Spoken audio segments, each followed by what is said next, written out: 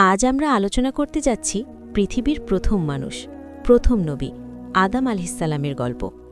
কিভাবে আল্লাহ তাকে সৃষ্টি করলেন, জান্নাতে স্থান দিলেন এবং ইবলিসের অহংকার আমাদের জন্য শিক্ষার পথ হয়ে উঠল। এই গল্প শুধু ইতিহাস নয়, বরং আমাদের জীবনের জন্য এক শক্তিশালী বার্তা বহন করে। একদিন আল্লাহ বলেন, আমি এক মানব সৃষ্টি করতে যাচ্ছি। তিনি মাটি থেকে আদমের রূপ গঠন করলেন। আল্লাহর নিঃসীম ক্ষমতা ও মমত্বপূর্ণ দৃষ্টি দিয়ে আদমের প্রাণ নেমে এলো। এই মুহূর্ত হল এক অনন্য সৃষ্টি, যাকে আল্লাহ শিক্ষা দিলেন, জ্ঞান দিলেন এবং দায়িত্বের বোঝা দিলেন পৃথিবীকে সুসংহতভাবে পরিচালনার জন্য। শিক্ষা: আমরা সবাই আল্লাহর সৃষ্টির অংশ। আমাদের জীবন মূল্যবান এবং আমরা দায়িত্বের সঙ্গে পৃথিবীতে পাঠানো হয়েছি। আল্লাহ আদমকে জান্নাতে রাখলেন, সব সুন্দর ও নিরাপদের মাঝে। তার হাতে দেওয়া হলো স্বাধীনতা, শান্তি, আনন্দ, কিন্তু এক সীমাবদ্ধতা ছিল।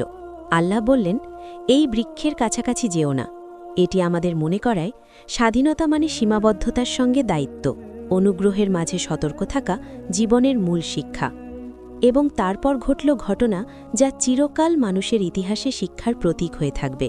ইবলিস অহংকারে বলল, আমি আদমের মতো নই, আমি আগুন থেকে, তিনি মাটির।